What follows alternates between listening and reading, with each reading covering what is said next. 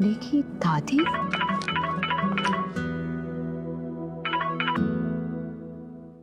Hello, नमस्ते, कैसी हैं आप? ये हम क्या सुन रहे हैं? आपके घर का बेटा ध्रुव जेल में है और उसने किसी की जान लेने की कोशिश की थी।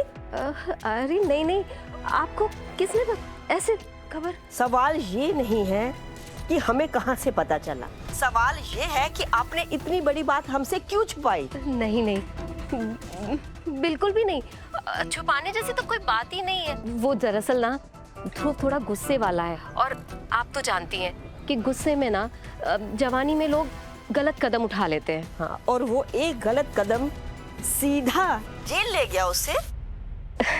आप गलत समझ रही है। दरअसल वो जो है ना, पुलिस वाले तो आप जानती हैं, छोटी छोटी बातों को ना बहुत बड़ा बना देते हैं। आप तो बड़ी हैं, आप तो समझती हैं। हम लोग रिश्तों में बंधे हुए हैं तो निभाना तो पड़ता है ना, वरना स्मिता का तो उससे कोई लेना देना नहीं है। वो उसका सगा भाई नहीं है, दोनों की माएं भी अलग है। स्मिता मेरी बहुत समझदार लड़की है। देखिए, हम खानदानी लोग, हमारे परिवार की एक इज्जत है। हम नहीं चाहते किसी भी तरह से हमारे परिवार की बदनामी हो। मैं खुद ऐसी बातों को कभी सपोर्ट नहीं करती हूँ, और स्मिता तो आपके घर की इज्जत हमेशा बढ़ाएगी। मैं गारंटी लेती हूँ अपनी बेटी की। ठीक है, आगे से ऐसी कोई भी बात हमसे छुपाइएगा मत। बिल्कुल बिल्कुल, मैं खुद आपको एक पल पल की खबर दूंगी। आप बिल्कुल चिंता मत कीजिए, स्मिता की शादी पर मैं बदनामी का एक धब्बा भी नहीं लगने दूंगी।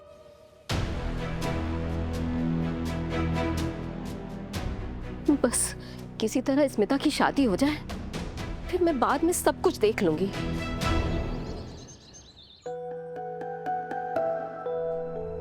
मैं लाई हूँ तुम्हारी फेवरेट दाल। कल से कुछ नहीं खाया होगा ना तुमने? नती, तुम्हें यहाँ नहीं आना चाहिए था। तुम्हें और बच्चे को रेस्ट की जरूरत है। बेबी और मैं बिल्कुल ठीक है। तुम पहले खाओ खाओ। अच्छा, मैनेजर को बोलना कि वो रेस्टोरेंट का ठीक से ध्यान रखे, और अगर ज्यादा जरूरत हुई ना तो ओवर टाइम कर ले। ध्रुव, तुम रेस्टोरेंट की टेंशन मत करो, मैंने ऑलरेडी सब कुछ संभाल लिया। नती, आई एम रियली सॉरी। तुम प्रेग्नेंट हो और मेरी वजह से तुम्हें ये सब करना पड़ रहा है, इतनी भागा दौड़ी करनी पड़ रही है। मेरे लिए खाना लेके आई हो तुम। ये सब ना उस विक्रांत की वजह से हुआ है। काश वो इंसान हमारी जिंदगी में कभी आया ही नहीं होता। तो मुझे नहीं लगता कि विक्रांत तुम्हें इतने आसानी से जेल से बाहर आने देगा। वो अब और भी ज्यादा डेंजरस हो गए। वो मुझसे बदला लेने के लिए ना किसी भी हद तक जा सकता है। जानता हूँ नथी, राघव जीजू लॉयर अरेंज कर रहे हैं ना, सब ठीक हो जाएगा। मैं बहुत जल्दी जेल से बाहर आ जाऊंगा, तुम टेंशन मत लो। ध्रुव, अगर मैं उससे बात करूं तो उससे माफी मांगूंगी, उससे रिक्वेस्ट करूंगी कि क्या पता वो केस स्टॉप कर दे। खबरदार हो नथी, तुम विक्रांत से नहीं मिलोगी, उसके करीब भी नहीं जाओगी, समझी ना तुम? पर ध्रुव, मेरे लिए तुम्हारी सेफ्टी ज्यादा इंपॉर्टेंट है। अगर मेरे झुकने से वो मान जाए तो क्या प्रॉब्लम? नहीं उन्नति, विक्रांत बहुत घटिया किस्म का इंसान है, तुम उससे बिल्कुल भी नहीं मिलोगे। वो तुम्हारी जिंदगी को कंट्रोल करना चाहता है, तुम्हें बर्बाद करना चाहता है। बस इस पे एक सिग्नेचर करता हूँ, 2 मिनट में ध्रुव वहां से यहाँ होगा। उन्नति, मुझे प्रॉमिस करो, तुम विक्रांत से नहीं मिलोगे।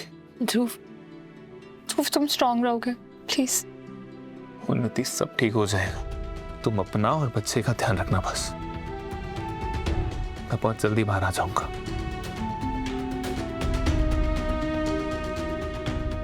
क्या उन्नति, सब ठीक है ना? ठीक हो तुम ना? हाँ, बस थोड़ा थक गई हूँ। चलो चलो, टाइम हो गया। ध्रुव, प्लीज खाना पूरा खाना है, okay? And listen to, I love you Dhruv. तुम जल्दी बाहर आ जाओगे, सब कुछ ठीक हो जाएगा।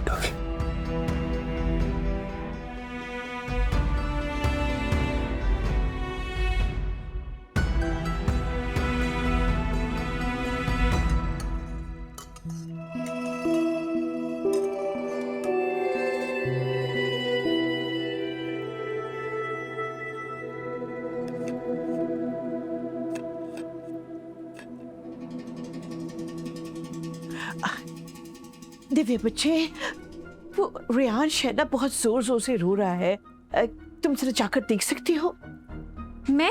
हाँ, क्योंकि मुझे बिंदिया कहीं दिखाई नहीं दे रही और मेरे लोअर बैक में थोड़ा प्रॉब्लम है, तुम्हें तो पता ही है। मैं बेबी को ऐसे उठा नहीं पाऊंगी। तो मैं क्यों जाऊं? जिसका बच्चा है वो संभाले ना, मैं किसी की नैनी नहीं। इसमें नैनी बनने का क्या है? घर में एक छोटा सा बच्चा है, उसे किसी बात की परेशानी हो रही है, जाकर देख लेंगे तो क्या चला जाएगा। तो आप बिंदिया को बोल दीजिए शालिनी जी, जब बच्चा संभाला नहीं जाता तो पैदा क्यों किया था उसने, वो देखेगी। I told you। शालिनी जी कोई बात नहीं, मैं रियांश को देखती हूँ। Thank you। ये तो होना ही था, यही है सबसे बड़ी मदर टेरेसा। बच्चा किसी का है लेकिन ममता कोई और ही लुटाएगा। Thank you। तुम किचन में काम कर रही हो? That is also a surprise। सब्जी बना रही हूँ। रियांश,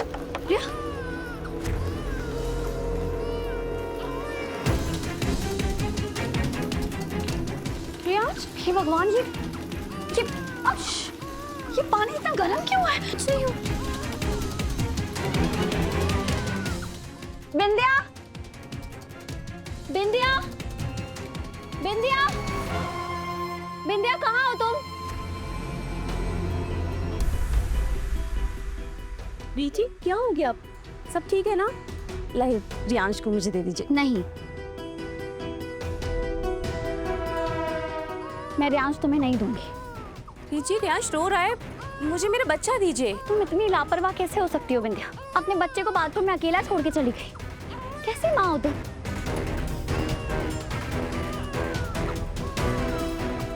मैं इसको अकेला छोड़ के चली गई। मैं बस 2 मिनट के लिए यहाँ टॉवल लेने आई थी उसकी। रीत, काम डाउन, मुझे बताओ क्या बात है।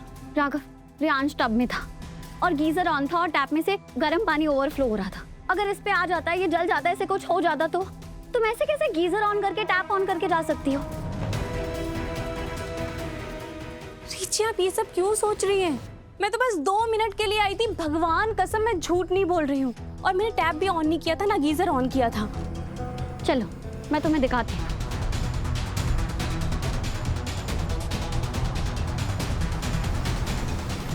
राघव, ये देखिए, ये गीजर।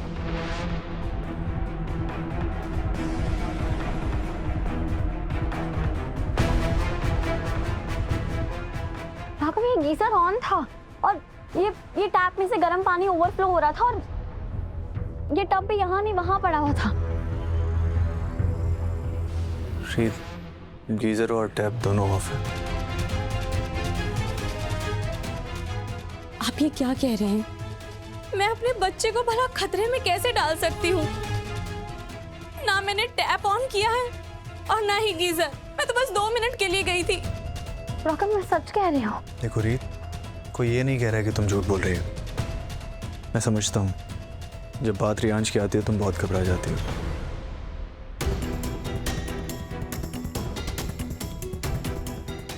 और डॉक्टर्स ने कहा है कि अभी तुम बहुत वीक हो, तो हो सकता है हादसा इतना बड़ा ना हो जितना तुम्हें लग रहा है।